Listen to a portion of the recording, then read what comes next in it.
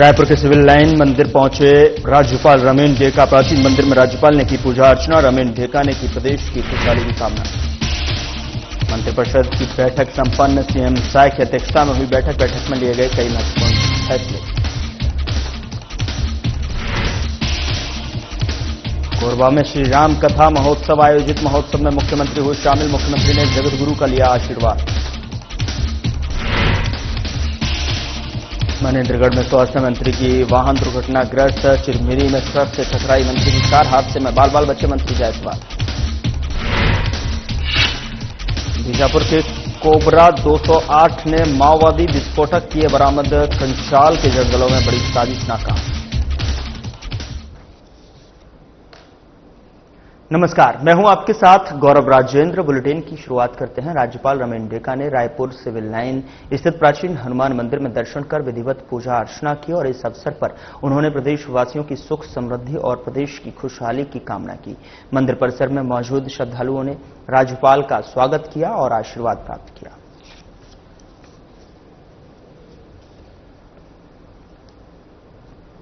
राज्यपाल मंत्रिपरिषद की बैठक में शासकीय सेवकों की आकस्मिक वित्तीय आवश्यकताओं की पूर्ति के लिए वेतन के खिलाफ अल्पावधि ऋण की सुविधा के लिए वित्तीय संस्थाओं से प्रस्ताव मंगाने का निर्णय लिया गया है। इस प्रक्रिया को आगे बढ़ाने के लिए वित्त विभाग को अधिकृत किया गया है और एमओयू के प्रारूप को भी अनुमोदित किया गया। बैठक में दिव्यांगजनों के हित में बड़ा निर्णय लेते हुए एनडीएफडीसी की 24.50 करोड़ की बकाया ऋण राशि एक मुश्त वापस करने का निर्णय लिया गया है। ये ऋण दिव्यांगजनों को स्वरोजगार और शिक्षा के लिए न्यूनतम 3% ब्याज पर दिया जाता है। स्पेशल एजुकेटर की सीधी भर्ती के लिए स्कूल शिक्षा विभाग के नियमों में एक बार फिर की छूट देकर मेरिट के आधार पर चयन की अनुमति प्रदान की गई है। और बैठक में सेवानिवृत्त हो रहे मुख्य सचिव अमिताभ जैन को विदाई और नए मुख्य सचिव विकासशील का स्वागत भी किया गया।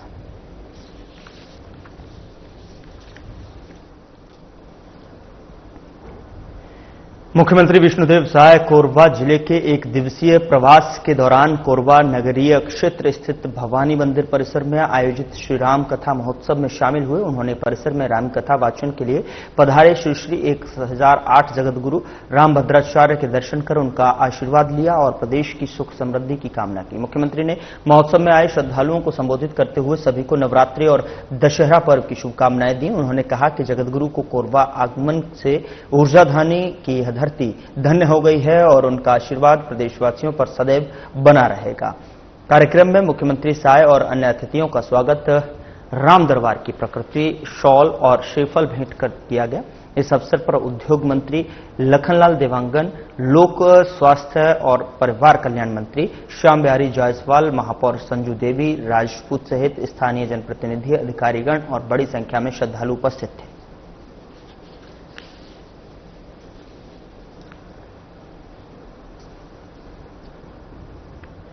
600 वर्ष पुराने बस्तर दशहरा की परंपरा के तहत सरगीपाल गांव में बेल पूजा और बैल यात्रा का आयोजन पारंपरिक रीति रिवाजों के साथ में किया गया और इस अनुष्ठान में महादेव पार्वती के प्रतीक रूप में राजा और रानी का विवाह रचाया जाता है।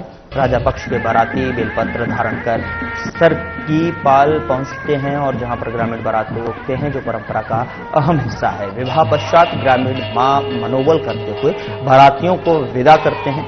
सरगीपाल के दुर्लभ बेल वृक्ष से प्राप्त 2 विशेष फलों की पूजा की जाती है, जिन्हें देवी दंतेश्वरी और माणिकेश्वरी का प्रतीक माना जाता है। इस रस्म में राज परिवार के सदस्य भी भाग लेते हैं और यह अनुष्ठान बस्तर दशहरा की ऐतिहासिक, धार्मिक और सांस्कृतिक विरासत को जीवंत करता है, जिसे पूरे पारंपरिक स्वरूप में ग्रामवासियों के सहयोग से मनाया जाता है।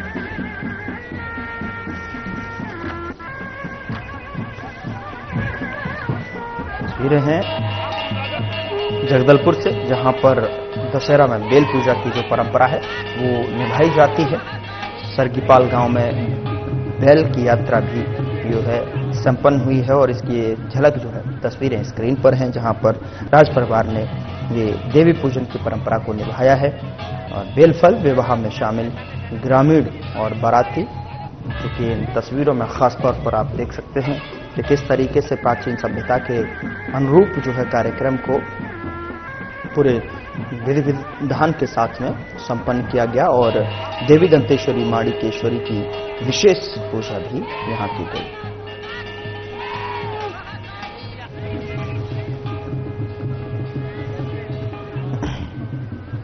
के नाम से जानते हैं। एक दिन पूर्व, कल के दिन पहले राजा महाराजा आके यही रहते थे गांव में। फिर ये जो जोड़ा बेल है इसको आइडेंटिफाई किया जाता है, इसको चिन्हांकित करके इसमें कपड़ा बांधा जाता था। यहाँ आके शिव शक्ति की आराधना, मतलब माँ की आराधना करना और उनका शादी करना।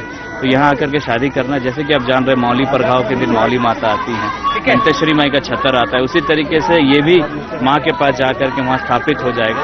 पूजा अर्चना यही कि सभी देवी देवता उपस्थित हो। बस्तर रियासत के जो भी पूरे कार्यक्रम रहे, पुराने बस्तर दशहरा में जो भी कार्यक्रम रहे, उसमें हम जोड़ा बेल की पूजा अर्चना करते हैं और गांव के लोग जैसा बेटी को विदा करते हैं उस तरीके से हल्दी खेल करके विदा करके, और यही विदाई का गाना गाते हुए गांव के लोग यहाँ से हमें वापस जाने नहीं देते जब तक हम उनको कुछ दे ना। जैसा विदाई करते छेकते हैं, रास्ता छेकते हैं और ऐसा करते करते माँ को वापस लेकर के हम जाते हैं और इसी के बाद पूजा अर्चना यहाँ की समाप्त होती है।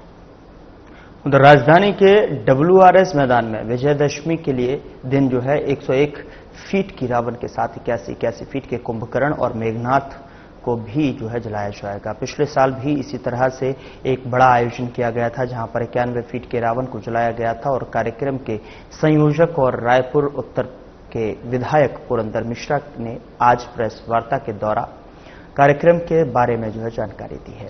उन्होंने कहा कि इस बार का आयोजन बड़ा और खास होने जा रहा है। आतिशबाजी के लिए पश्चिम बंगाल और बेंगलुरु से टीम को बुलाया गया है। उन्होंने बताया कि कार्यक्रम स्थल पर किसी भी व्यक्ति को कोई असुविधा नहीं होगी, वहीं सुरक्षा का भी पूरा इंतजाम किया गया है। कार्यक्रम में विशेष अतिथि के रूप में मुख्यमंत्री विष्णुदेव साय और राज्यपाल रमेन डेका को निमंत्रण दिया गया है।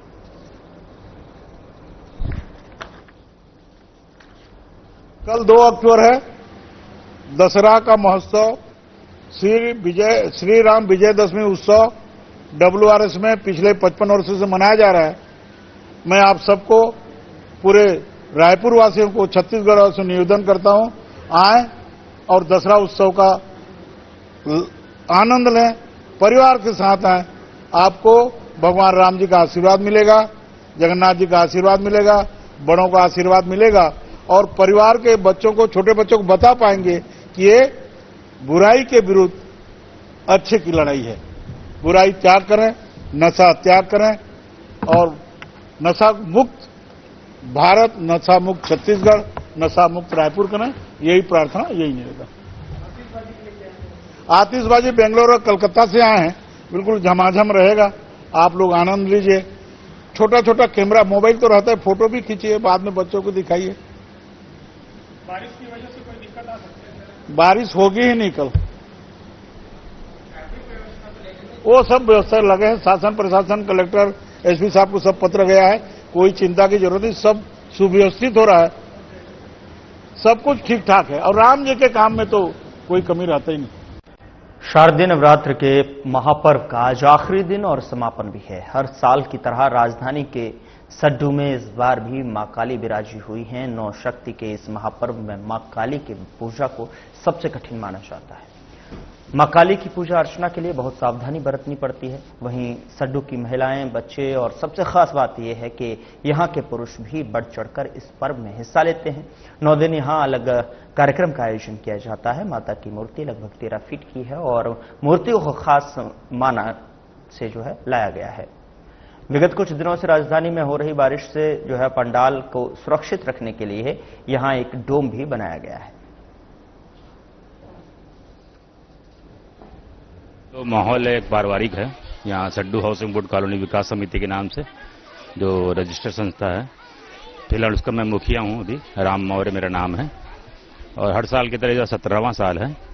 हर साल इस तरह से माहौल रहता है और ये हमारी इस समिति के सदस्य और पदाधिकारीगण हैं। साथ में हमारी महिला विकास समिति भी है जो हमारे साथ मिलकर काम करती है और हमारे जो पूरे 12 महीने में अलग अलग तरह के हर कार्यक्रम होते हैं। 15 अगस्त, 26 जनवरी, स्वतंत्रता उसका होली मिलन, कृष्ण जन्माष्टमी, ये सबसे बड़ा पर्व रहता है हमारा ये दुर्गा पूजा। यहाँ पे जैसे डांडिया, गरबा। अभी इसके बाद भी मतलब हमारे विसर्जन के बाद भी एक सांस्कृतिक कार्यक्रम होता है जिसमें बच्चे लोगों का डांस होता है। उसके बाद समापन होता है इसका। फिर 7 दिन नवरात्र का जो अपना खीर वितरण होता है वो करते हैं। इस तरह से मतलब लगभग एक अच्छा पारिवारिक माहौल रहता है। लोग यहाँ से जाना नहीं चाहते कहीं और घूमने के लिए, यहीं पे अपना समय व्यस्त करते हैं। पूरे विधि विधान के साथ, जैसे आपने कहा कि माँ काली की पूजा सबसे कठिन पूजा है, और इससे ही आप अंदाजा लगा सकते हैं कि सड्ढोवासी कितने मतलब धार्मिक है और किस तरह से विधि विधान के साथ में माँ की जो कठिन पूजा है उसको करते हैं। तो यहाँ आसपास या रायपुर में कहीं भी आप देखेंगे इस तरह का काली माता का नहीं बिठाते, क्योंकि यही कारण है कि उनकी शक्ति जो है, उनकी पूजा जो है कठिन है, लेकिन यहाँ के लोग हैं करते हैं और बड़ी विधि विधान के साथ में करते हैं। छत्तीसगढ़ के स्वास्थ्य मंत्री श्याम बिहारी जायसवाल का वाहन महेंद्रगढ़ से चिरमिरी जाते समय दुर्घटनाग्रस्त हो गया। यह हादसा चिरमिरी के छठ घाट के पास में मंगलम होटल के समीप हुआ है, जब मंत्री की गाड़ी एक ट्रक से जा टकराई। वाहन को मोड़ते समय यह टक्कर हुई। मंत्री जायसवाल अपने जन्मदिन के अवसर पर आयोजित कार्यक्रम में शामिल होने जा रहे थे। हालांकि इस दुर्घटना में कोई जनहानि नहीं हुई और मंत्री पूरी तरह से सुरक्षित हैं। इस अप्रत्याशित हादसे ने सुरक्षा व्यवस्था पर सवाल उठाए हैं, लेकिन मंत्री के बाल बाल बचने से जो है उनके समर्थकों और प्रदेशवासियों ने राहत की सांस ली है। हादसे के बाद भी मंत्री ने अपने निर्धारित कार्यक्रम को जारी रखा। मंत्री जायसवाल की सुरक्षा को लेकर अधिकारियों द्वारा जांच और सुधार के निर्देश दिए गए हैं।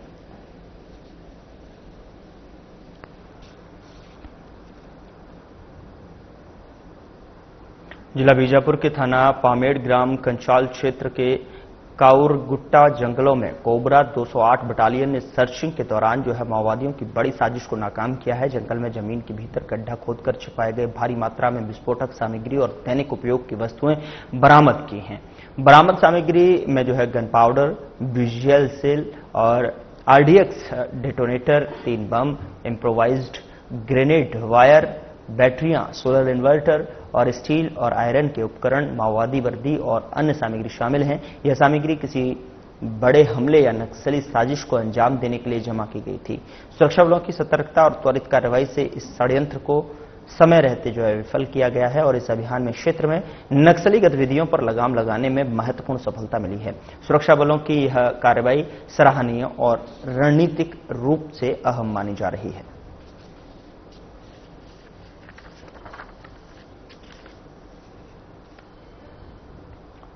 मुख्यमंत्री विष्णुदेव साय रायपुर स्थित अंबुजा मॉल के सिनेमाघर में छत्तीसगढ़ी फिल्म बलिदानी राजा गुरु बालक दास को देखने पहुंचे और इस अवसर पर विधानसभा अध्यक्ष डॉक्टर रमन सिंह, कैबिनेट मंत्री गुरु खुशवंत साहिब, विधायक डोमनलाल कोरसेवाड़ा और विधायक रोहित साहू और धर्मगुरु गुरु बालक दास साहेब सहित अनेक जनप्रतिनिधि और सनातनामी समाज के गणमान्य नागरिक उपस्थित रहे। आपको बता दें कि वहीं मुख्यमंत्री ने कहा कि बलिदानी राजा गुरु बालक दास फिल्म साहस और शौर्य की अनुपम गाथा है और गुरु बालक दास ने अंग्रेजों एवं पिंडारियों और द्वारा जो है किसानों पर किए जा रहे अत्याचार और भुखमरी के विरुद्ध न केवल संघर्ष किया बल्कि समाज को संगठित करने का भी उन्होंने प्रयास किया। और इसी के साथ ही मुख्यमंत्री ने फिल्म बलिदानी राजा गुरु बालक दास को छत्तीसगढ़ में टैक्स फ्री करने की घोषणा की, ताकि अधिक से अधिक दर्शक इस प्रेरणादायी गाथा को देख सकें और अपने इतिहास विरासत से जुड़ सकें।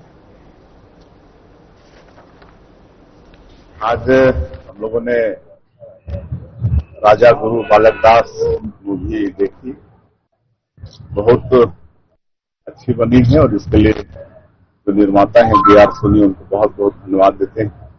इसमें राजा गुरु बालक दास जी की जीवनी और शहीद वीर नारायण सिंह जी की जीवनी दिखाया गया है। दोनों में अच्छी मित्रता थी और दोनों ने अन्याय के प्रति लड़ाई लड़ी है। अंग्रेजों और जो उस समय जो व्यवस्था गलत थी उसके खिलाफ में लड़ाई लड़ी है। बहुत ही प्रेरणास्पद ये मूवी है और काफी इससे प्रेरणा मिली है। नवा रायपुर अटल नगर स्थित कार्यालय का उद्घाटन मुख्यमंत्री विष्णुदेव साय करेंगे और इस महत्वपूर्ण कदम के साथ ही राज्य सरकार ने अगले 1 साल के भीतर प्रदेश के सभी 117 पंजीयन कार्यालयों को विश्व स्तरीय सुविधाओं से लैस करने का लक्ष्य रखा है। पहले चरण में 10 कार्यालयों को विकसित किया जा रहा है, जिनमें नवा रायपुर का यह स्मार्ट कार्यालय पूरी तरह से तैयार हो चुका है और वित्त मंत्री ओपी चौधरी ने कहा कि छत्तीसगढ़ सरकार सुशासन के मूल मंत्र के साथ आगे बढ़ रही है, जिसमें नागरिक सुविधाएं हमारी सर्वोच्च प्राथमिकता है। प्रदेश में बन रहे ये नवीन स्मार्ट पंजीयन कार्यालय भी प्रदेश सरकार की इस प्रतिबद्धता का परिणाम है। पहले रजिस्ट्री में बड़े रिफॉर्म्स करते हुए 10 बड़ी क्रांतियों का आगाज किया गया था। अगले चरण में एक नया प्रयोग जो कि पूरे देश में एक अनूठी पहल के रूप में सामने आ रहा है और भारत सरकार ने जिस मॉडल का अध्ययन करके अन्य राज्यों को भी इस मॉडल को लागू करने की वकालत की है, उसमें स्मार्ट पंजीयन कार्यालय का कॉन्सेप्ट लेकर के हम आ रहे हैं। और आज मुख्यमंत्री जी के कर कमलों से इस परिसर का नवा रायपुर में पहले परिसर का उद्घाटन किया जा रहा है स्मार्ट पंजीयन कार्यालय का। और इसके तहत 10 अभी प्रदेश में अलग अलग जगहों पर इसे स्थापित किया जा रहा है। आने वाले समय में और इसकी संख्या में बढ़ोतरी की जाएगी। जैसे पहले पासपोर्ट ऑफिस होता था, पहले पासपोर्ट कार्यालय जाने पड़ते थे, घंटों इंतजार करना पड़ता था, वहाँ छोटे छोटे एरिया में रहता था, बैठने की अच्छी सुविधा नहीं रहती थी, अच्छा टॉयलेट, अच्छे ड्रिंकिंग वाटर, इन सब की सुविधा नहीं रहती थी। अब अच्छे वाईफाई सुविधा, अच्छे toilet, display board, Q management system और अलर्ट सिस्टम, अलार्म सिस्टम, अच्छा अपॉइंटमेंट सिस्टम, ये सब पीपीपी मॉडल पे स्टार्ट होने जा रहा है और इसका पहला सेंटर नवा रायपुर में स्थापित होने जा रहा है। रायपुर में भी अनेक स्थानों पर इस तरह के मॉडल आने वाले समय में डेवलप किए जाएंगे और प्रदेश के अन्य हिस्सों में सुदूर हमारे सरगुजा अंचल के कुनकुरी से लेकर के रायगढ़ से लेकर बिलासपुर से लेकर दुर्ग तक के अलग अलग जगहों पर 10 स्थानों पर पहले इसको चालू किया जा रहा है और आने वाले समय में इसकी संख्या में और बढ़ोतरी की जाएगी।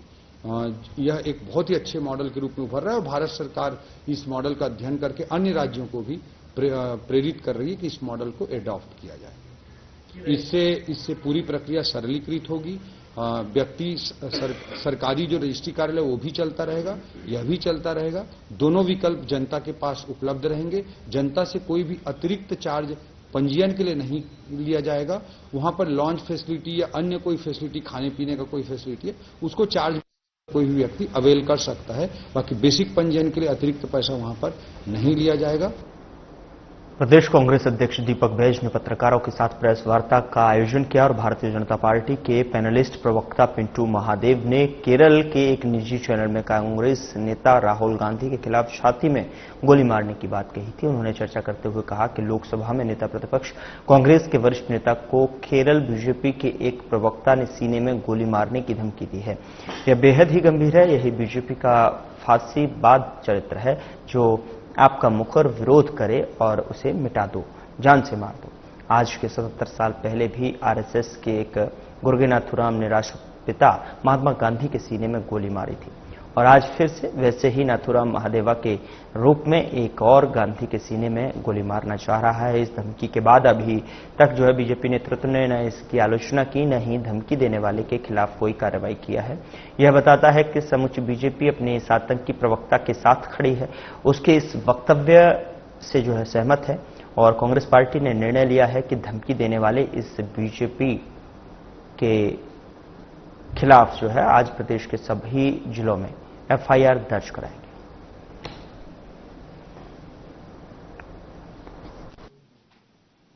जिस तरह से कल हमारे लोकसभा के नेता विपक्ष माननीय राहुल गांधी जी को केरल भाजपा के एक प्रवक्ता ने सीने में गोली मारने की धमकी दी है, ये बेहद ही गंभीर और चिंतनीय है। इससे ये दर्शाता है कि भारतीय जनता पार्टी एक फांसीवादी चरित्र की पार्टी है। जो उसका विरोध करे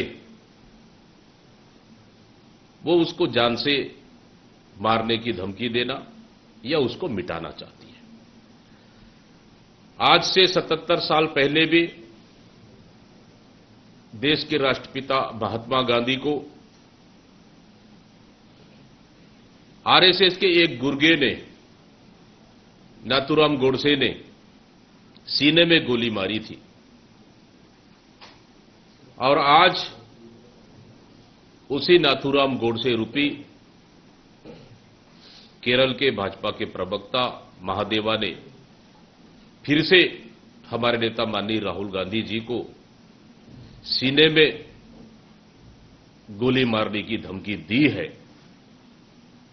मैं समझता हूं कि इस धमकी के बाद ना ही कोई भारतीय जनता पार्टी के नेता का कोई बयान आया,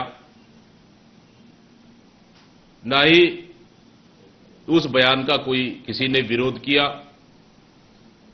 ना ही उस बयान पे किसी ने आपत्ति दर्ज की, और ना ही उस भारतीय जनता पार्टी के नेता प्रवक्ता को किसी प्रकार की कार्रवाई की। मतलब इसका मतलब उस बयान का भारतीय जनता पार्टी समर्थन करती है और वो चाहती है कि देश में भारतीय जनता पार्टी के और उनके नेताओं का कोई विरोध न करे और वो एक हिटलरशाही वो चलाते रहे। लेकिन इस बयान का ऑल इंडिया कांग्रेस पार्टी ने गंभीरता से लिया है और लगातार जिस तरह से धमकियां आ रही है उससे कहीं न कहीं हमारे नेता माननीय राहुल गांधी जी के ऊपर कभी भी इस तरह के हमला हो सकते हैं। अगर हमला हुआ तो इसके लिए सीधा सीधा भारतीय जनता। प्रदेश कांग्रेस अध्यक्ष दीपक बैज ने कहा कि राज्य में जब से बीजेपी की सरकार बनी है छत्तीसगढ़ अवैध शराब का गढ़ बन गया है। शायद सरकार शराब की काली कमाई में डूबी हुई है। राजनांदगांव में मेहतारी एक्सप्रेस का उपयोग शराब तस्करी के लिए किया जा रहा था और मुंगेली में स्कूल को अवैध शराब का डंप यार्ड बना दिया गया है। राजधानी रायपुर के तेलीबांधा, राजनांदगांव और सहित प्रदेश के सभी शहरों में नकली हेलोग्राम लगाकर अवैध शराब बेची जा रही। पड़ोसी राज्यों उड़ीसा, महाराष्ट्र, झारखंड से बड़ी मात्रा में शराब लाकर प्रदेश में बेची जा रही। शराब के इस अवैध कारोबार में सरकार खुद शामिल है। सरकारी शराब दुकानों से 2 नंबर की शराब बेची जा रही है। बिना सरकार के संरक्षण के न अवैध शराब राज्य में आ सकती है न ही बेची जा सकती है।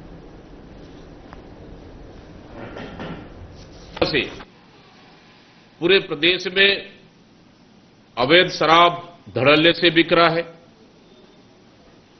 जब से भारतीय जनता पार्टी की सरकार छत्तीसगढ़ में बनी है तब से अवैध शराब की काली कमाई जोरों पे चल रहा है। आप देखेंगे राजनांदगांव में मेहतारी एक्सप्रेस से शराब की पेटी सप्लाई की जा रही है, बाकायदा शराब सप्लाई किया जा रहा है। आप देखेंगे कल मुंगेली के एक स्कूल में शराब का एक डंप यार्ड बना दिया गया है। मतलब कुल मिलाकर छत्तीसगढ़ में नकली होलोग्राम और पड़ोसी राज्य मध्य प्रदेश की नकली शराब, उड़ीसा, झारखंड की नकली शराब छत्तीसगढ़ में बेचा जा रहा है। ये फिलहाल बुलेटिन में इतना ही। नमस्कार।